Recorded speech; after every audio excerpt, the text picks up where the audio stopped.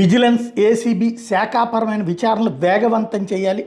ఏళ్ల తరబడి కేసులు పెండింగ్లో ఉంచడం ఏంటి, ఎన్ని కేసులు పెండింగ్లో ఉన్నాయి, వాటి వివరాలేంటో నివేదికలు సిద్ధం చేయండి. ఇది పంచాయతీరాజ్, గ్రామీణాభివృద్ధి, అటవీ శాఖ ముఖ్య కార్యదర్శులకి పవన్ కళ్యాణ్ ఇచ్చినటువంటి ఆదేశాలు. ఉద్యోగుల పనితీరు మీద సున్నితమైన విజిలెన్స్ ఉండాలి. వాళ్ళు అప్రమత్తంగా అత్యుత్తమంగా పనిచేయాలి. అప్పుడే మనం చేసే ప్రయోజనం, ప్రభుత్వం యొక్క ప్రయోజనం. ఉద్యోగుల నిజాయితీ, పనితీరు, నిబద్ధతకి ఓ సూక్ష్మదర్శిలా విజిలెన్స్ పనిచేయాలి. అయితే ఉద్యోగుల మీద నమోదవుతున్న విజిలెన్స్ కేసులు, శాఖాపరమైన విచారణలు, దర్యాప్తులు, చర్యలు ఏళ్లపాటు పెండింగ్లో ఉండిపోవడం, దీనివల్ల ఉద్యోగులు ఇబ్బంది పడుతున్నారు, ప్రభుత్వానికి క్లారిటీ ఉండట్లేదు అన్నటువంటి విషయాన్ని పవన్ కళ్యాణ్ తేల్చి చెప్పారు. క్రమశిక్షణ చర్యలు, శాఖాపరమైన విచారణలకు సంబంధించి ఏళ్ల తరబడి పెండింగ్లో ఉన్న అంశం మీద తీవ్రంగా దృష్టి సారించారు.